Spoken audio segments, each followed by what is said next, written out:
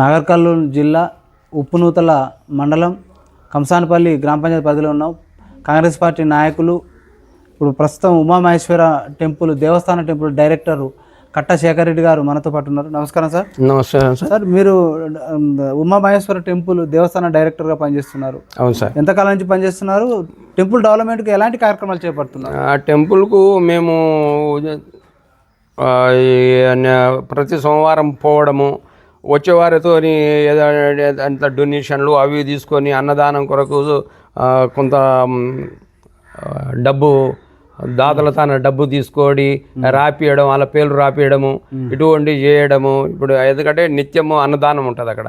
అన్నదానానికి ఖర్చుకు అవి ఉంటాయి కదా, పెద్ద పెద్ద దాతలు వచ్చినప్పుడు వాళ్ళ తన డబ్బులు ఆడుకొని అవి ప్రోగు చేపియడము అన్నదానానికి, ఇటువంటి కార్యక్రమం చేస్తుంటాము.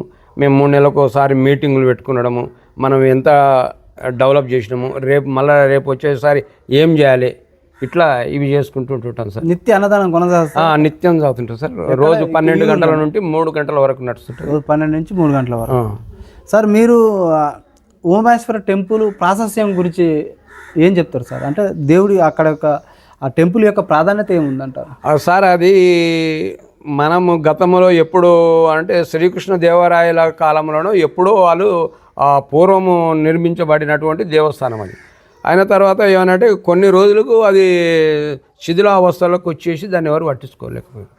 అయినాక అడవులు బలిసిపోయి అది ఇది అయినాయి. కొందరు దాతలు అదేదో చూసి మా ఊరే ఆయన మా బంధువు అవుతాడు, మామ అవుతాడు వరుసగా, ఆయన మర్యాద గోపాలరెడ్డి గారు అని ఆయన సమితి ప్రెసిడెంట్గా 3 పర్యాయాలు చేసిండు.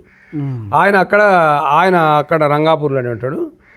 ఆయన దాన్ని అభివృద్ధి చేసుకుంటూ దాన్ని మళ్ళా యథాస్థితికి తీసుకొచ్చి మంచిగా చేసిండు.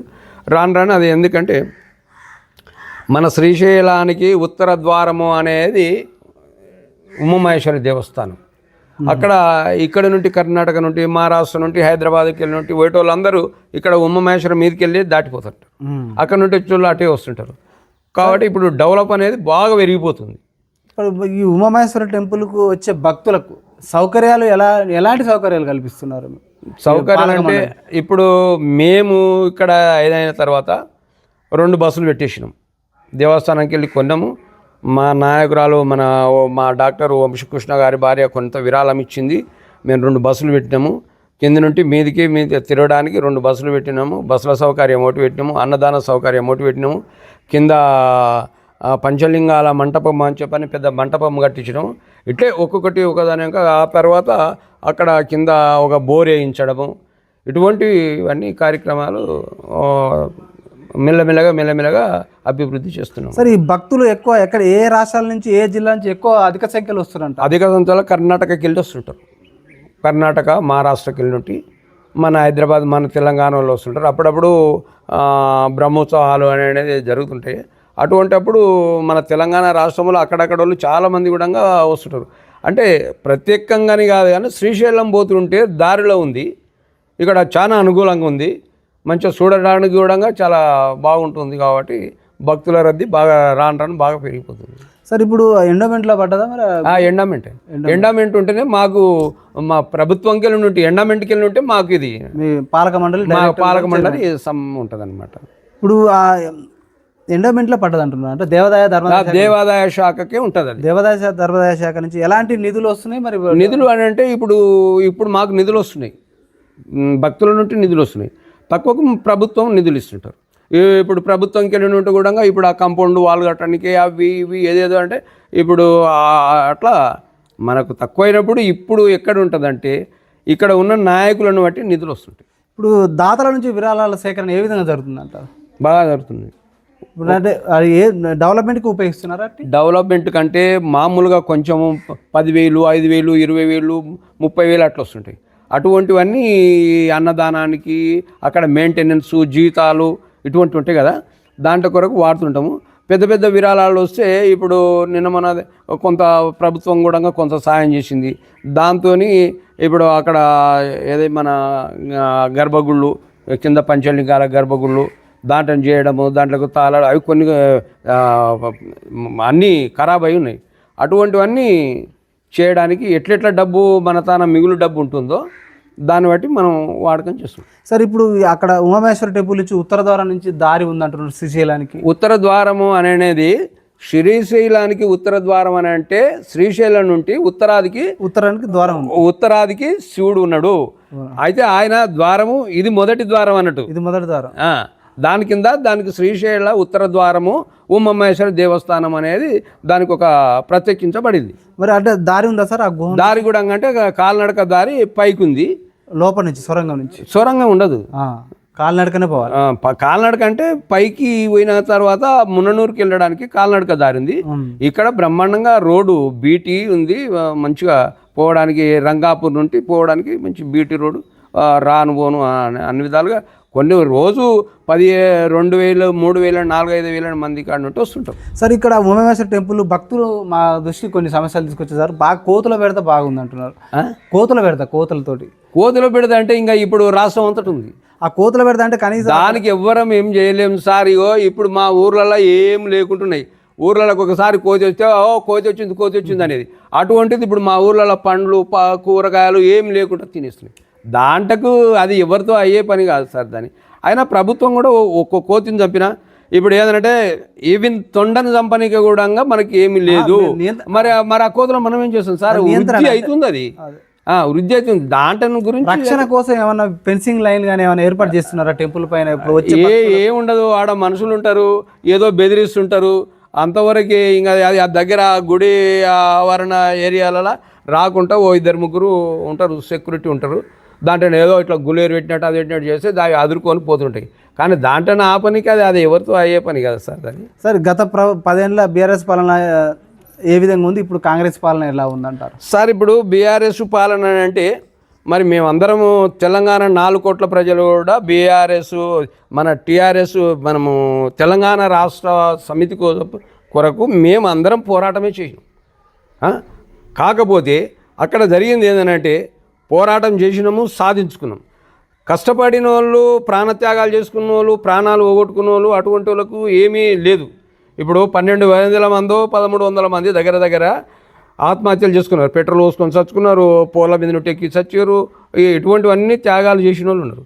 త్యాగాలు చేసిన వాళ్ళు అంతా పక్కకెట్టారు.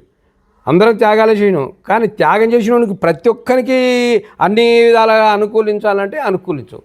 కానీ కొందరికన్నా ఇప్పుడు పాపం కష్టపడి పిల్లలు చదువుతుంటారు, వాళ్ళు మనస్తాపముతో మన జీవితం ఇంతే అనే పోరాడి చచ్చిపోయిన వాళ్ళు ఉన్నారు. వాళ్ళ కుటుంబాలకు ఈ ప్రభుత్వాలు చేసింది ఒరగబెట్టింది ఏంది లేదు. అంటే తెలంగాణ అమరులు కావచ్చు, తెలంగాణ ఉద్యమకారులు కావచ్చు, తెలంగాణ కళాకారులకు ఏం న్యాయం జరగలేదు. ఏమీ న్యాయం జరగలేదు. న్యాయం ఎక్కడ జరిగింది? కేసీఆర్ గారి కుటుంబానికి మాత్రమే న్యాయం జరిగింది. కేసీఆర్ గారు మేము చెప్తున్నాం కదా, ఉద్యమం అంటే మేమే కత్తులు తీసుకొని అవి తీసుకొని మేమేం పోలేదు. ఉద్యమంలో పోరాడినాం, మా ఊర్లలో జెండలు ఎగిరేసినాం, మేము అందరం కలిసి పార్టీ కొరకు మీటింగులు పెట్టుకున్నాం, మన తెలంగాణ సాధన కొరకు మనం పోరాడాలని చేసినాం, ఇటువంటివన్నీ చేసినాం. కానీ ఇప్పుడు కేసీఆర్ కుటుంబం వాళ్ళు 4 పోరాడితేనే తెలంగాణ రాష్ట్రం ఏం రాలేదు. తెలంగాణ రాష్ట్రం రావాలనే ఈ 4 కోట్ల ప్రజల బాధ తట్టుకోలేక భరించలేకనే అమ్మ సోనియా గాంధీ గారు తెలంగాణను అలాగే చేసి ఇచ్చినప్పుడు కేసీఆర్ గారు మాటలేంది, కేసీఆర్ గారు తీరేంది?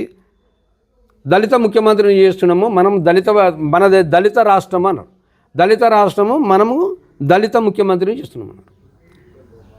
మనకు అధికారం వచ్చింది, మన తెలంగాణ రాష్ట్రం అలాగైంది. అయ్యిందని అంటే వీళ్ళనందరినీ ఎక్కడో పక్కకెట్టి అమెరికాలో ఉన్న వాళ్ళనో వీళ్ళనో వాళ్ళ బంధువులను వాళ్ళని తీసుకొచ్చుకొని అంత పాలకులంతా వాళ్ళనారు, తక్కిన వాళ్ళంతా ఏమీ పట్టించుకోలేదు. రెండొకటి, కేసీఆర్ గారు ముఖ్యమంత్రి అయిన తర్వాత కేసీఆర్ హామీలు ఏమిచ్చిండు? నిరుద్యోగులకు 3,000 రూపాయలు ఇస్తున్నామన్నాడు, నిరుద్యోగ వృత్తి. సెకండరీ,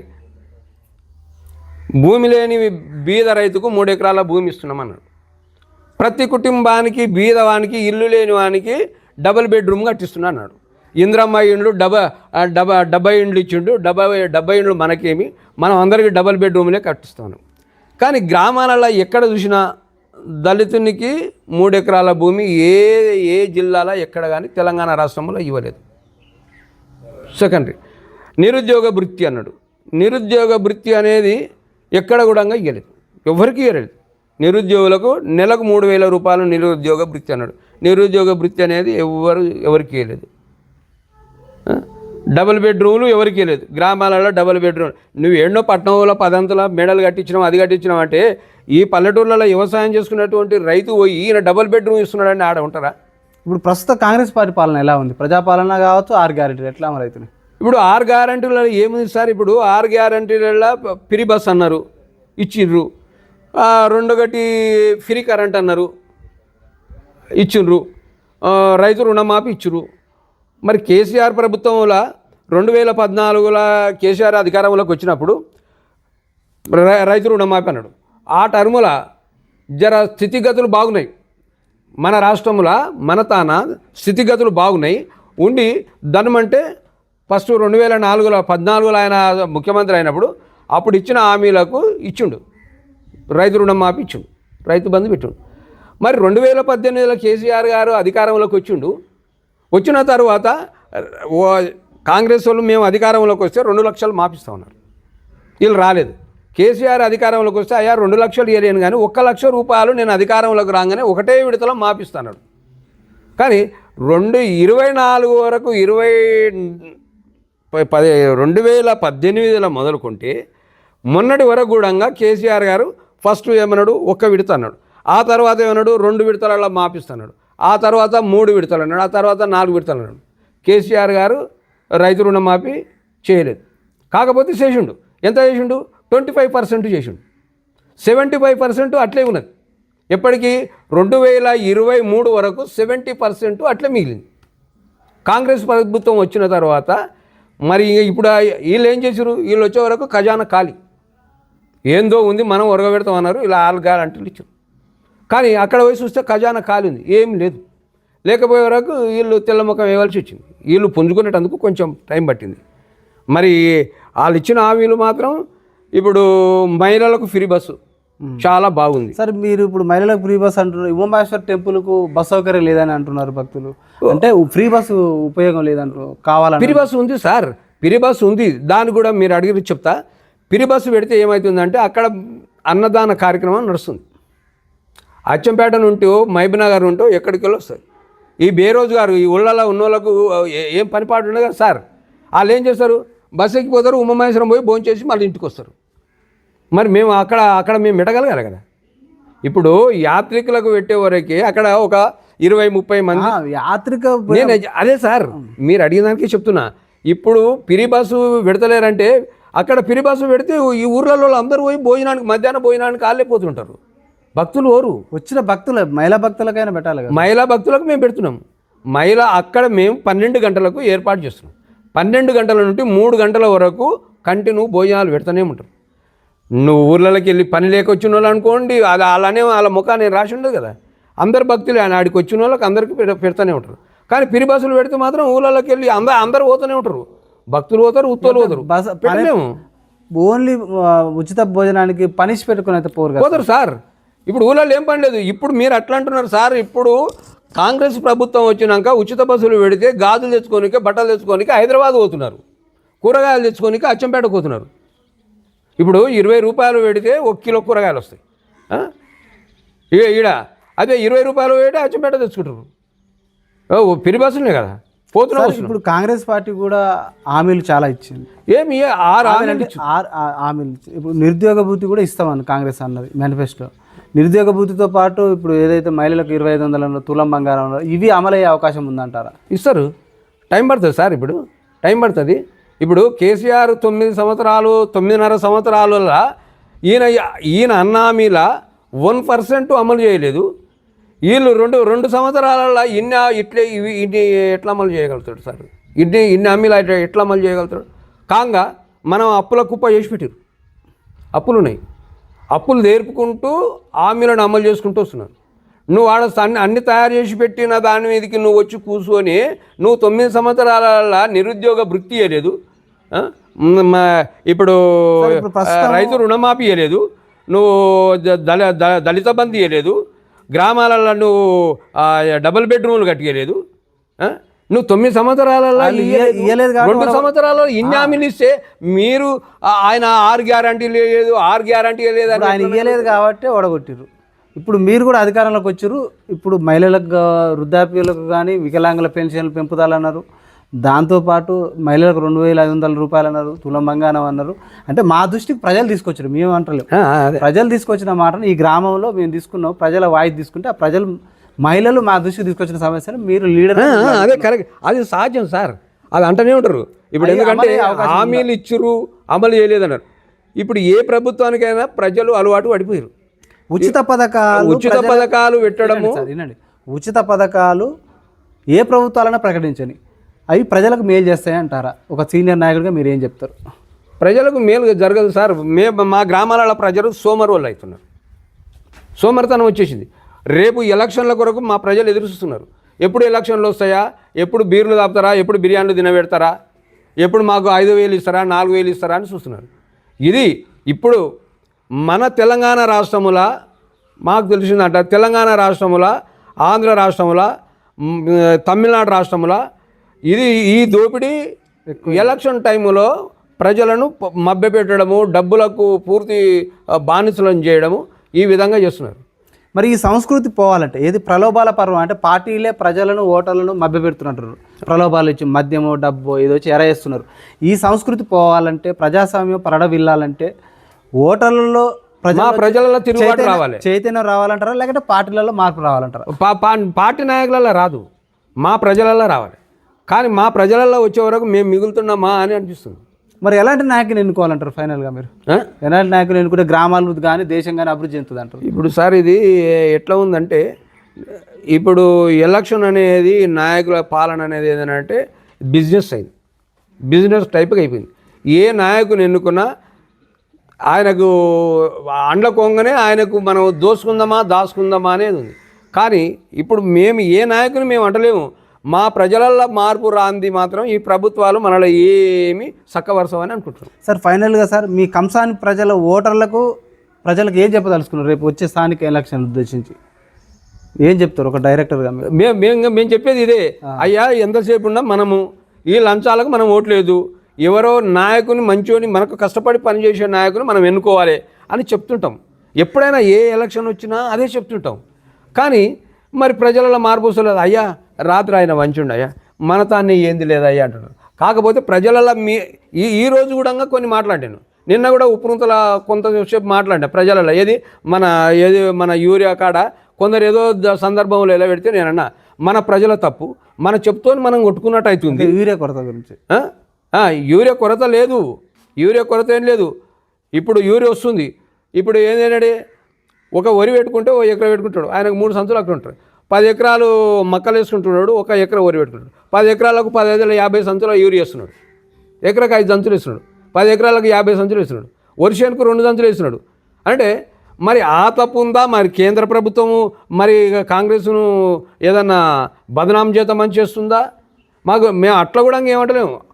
మేము ఇప్పుడు అధికార పార్టీలో ఉండి అవతల పార్టీ మేము బుడిదేం చల్తలేము. మేము కూడా అనుకుంటాం, అయ్యా మన తన కూడా తప్పు ఉంది నాయన. మనం నిరుడు మంది పత్తులు పెట్టుకునేది, ఊరి పెట్టుకునేది. మనం వానకాలం మొక్కలు యాషింగ్ మొక్కలు వేస్తున్నాం, మరి మొక్కలకు గుస్తుంది. దానికి మనం ఏం చేస్తామని చెప్పని మా దాంట్లో నిన్న కూడా ఇట్లే చర్చ జరిగింది. ఈ తప్పులు మన తాన కూడా ఉండయి. మరి మనం ఓట్లు వచ్చే వరకు బిర్యానా బీర్లా అని చెప్పని ఆశపడకుంటే మనం అయిన నాయకుని ఎన్నుకుంటే మనకి ఈ పరిస్థితి వచ్చేది కాదు కదా. మన ప్రజలలో మార్పు వచ్చే వరకు ప్రభుత్వాలు ఇదే పనిచేస్తున్నాయి. మనల్ని అడ్డ పెట్టుకొని వాళ్ళు బతున్నారు. ఎటువంటి ప్రజల్లో మార్పు రావాలి అంతే. ఎంతసేపు ఉన్నా ఏం చేసినా ప్రభుత్వాలు మాత్రం మా ప్రజలను ఏం చేయరు. మా లోపల మార్పు రావాలి. ఎందుకు ఇస్తున్నారు, మనం ఎందుకు తినేట్లు వేస్తున్నాము అనే దాంట్లో వస్తేనే తప్ప వేరే రకంగా మాత్రం వీళ్ళు మమ్మల్ని ఏం బాగుపరు sir. Okay sir, thank you sir. చూస్తున్నానండి మీ తెలుగు.